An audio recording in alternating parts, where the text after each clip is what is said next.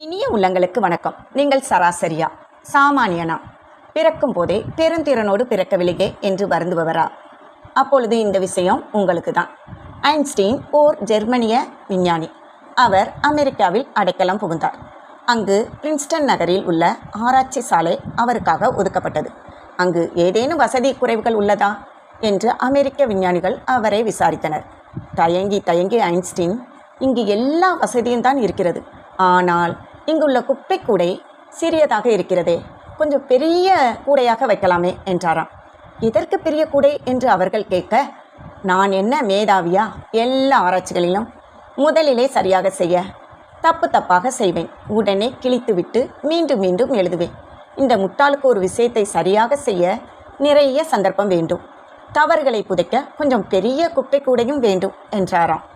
இப்போது தெரிகிறதா? சராசரிகள் தான் சக்கரவர்த்தி ஆகிறார்கள். நாம் சாதாரணம் என்று நினைக்காதீர்கள். நாம் ஜெயிக்க பிறந்தவர்கள்.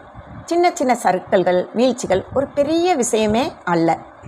காது மந்தமான 4 வயது குழந்தைக்கு டாமி என்ற செல்ல பெயர். அவர் தாயார் அவனை பள்ளியில் சேர்த்தார். பள்ளி ஆசிரியர் ஒரு நாள் ஒரு கடிதம் கொடுத்து அவனை தாயிடம் கொடுக்கச் சொன்னார். அக்கடிதத்தில் அப்பையனே, முட்டாளாகிய டாமி இனி பள்ளி வர வேண்டாம் என எழுதியிருந்தார். ஆவேசமான தாய் டாமியை நானே படிக்க வைப்பேன் என்று வைராக்கியம் கொண்டாள். அந்த பையன்தான் 1000க்கும் மேற்பட்ட கண்டுபிடிப்புகள் உருவாக்கிய தாமஸ் ஆல்வா எடிசன். நேற்றைய சராசரி, இன்றைய சக்கரவர்த்திக்கு இவர் இன்னொரு உதாரணம். இன்னொரு முக்கியமான விஷயம், அதே எடிசன் பல முறை தோற்றுதான் வெடிக்காத பல்பை கண்டுபிடித்தார். அவருடைய 67வது வயதில் அவருக்கு நேர்ந்த விபத்து தாங்கக்கூடியதே அல்ல. பாடுபட்டு உருவாக்கிய அவர் ஆராய்ச்சி கூடம் பற்றி எரிந்தது.